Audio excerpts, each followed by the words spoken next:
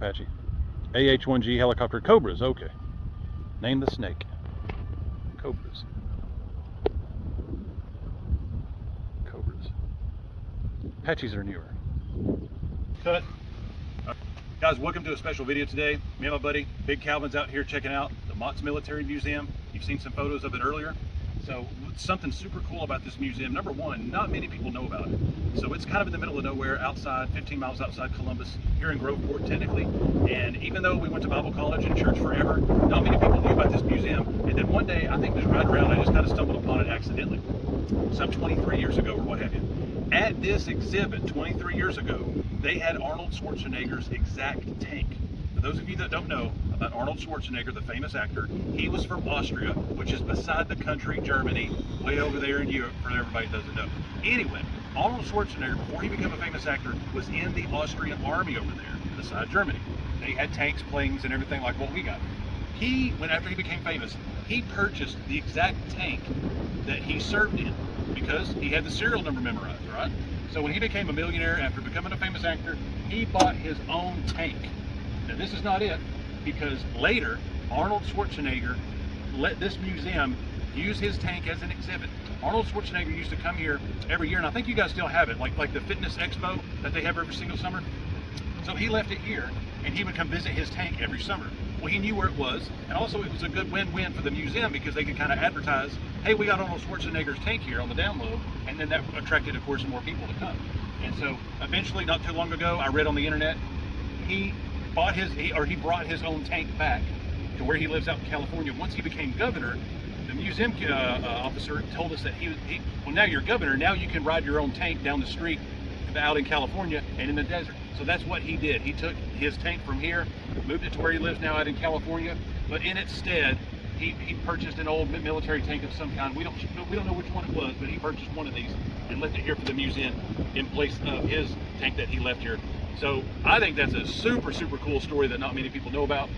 So on my travels here to Columbus, the Mott's Military Museum was also on my list of things to check out and bring a friend, brought my buddy Calvin, and so we're just having a cool time taking some photos of some old planes, military, army, memorabilia, weapons, swords, all kinds of cool stuff. Anyway, hope you enjoyed that story. Thanks for watching.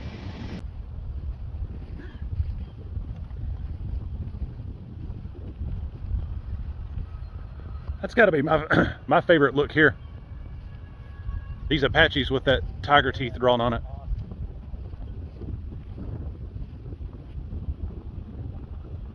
Maybe not an Apache. AH-1G helicopter Cobras, okay. Name the snake. Cobras. Cobras. Apaches are newer. Pretty cool. Artillery. Big combat planes in the back.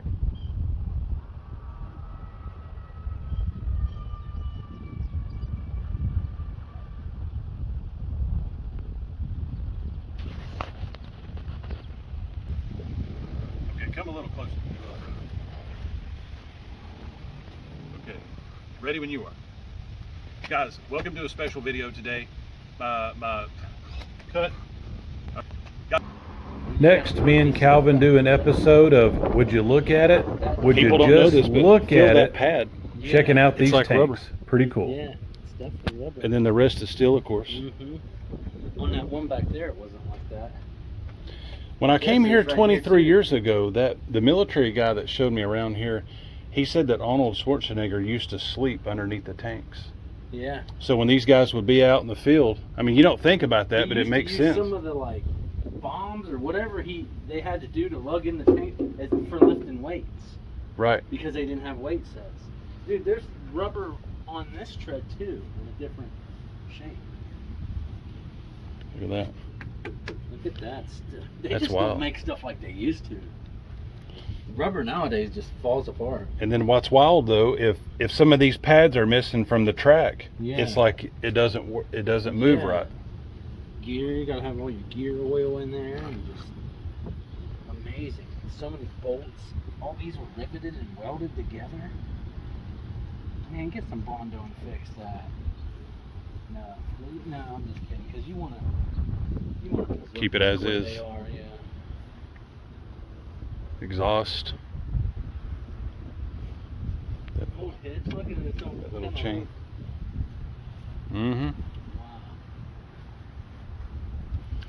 And this one here, look at this gigantic rocket launcher. I know, man. And it's got a backhoe on the back of it. Yeah, scoop some people away, huh? Yeah. You know what? I bet it dug in the ground Move them out. so that when it shot, Yeah. it didn't propel it backwards. You probably put that down on the ground and it would anchor it. That force would probably send it rocking back. That's wild, yeah. That is wild. So cool. That's an electric meter on top. Or some kind of meter box. And really, in general, all these wars were to fight fascism, huh? Yeah. It fascinates me how the craftsmanship of like even these old metal toolboxes, all the rivets, just everything still looks good. Being out here in the rain all these years. Right. We had stuff in our shop that was probably from the 50s. And it was similar to stuff like this. Not tanks, but like just... Flashlight. Oh, nice. I love how the military just labels everything for you. Yeah. Look at that old seatbelt. Headset. Up there. Wow. Has a degree. Headset. Chest set. Hydraulics. So it would raise the cannon up. Look at this old screwdriver just laying there. And people's left it alone like they should. Respect, yeah. That's cool. That is cool. Well, you're not going to have hoodlums come to this place. Surely not. That's so awesome.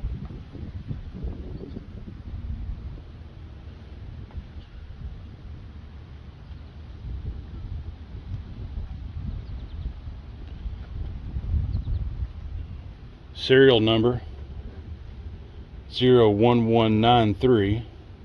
911 backwards. That folds down. Okay.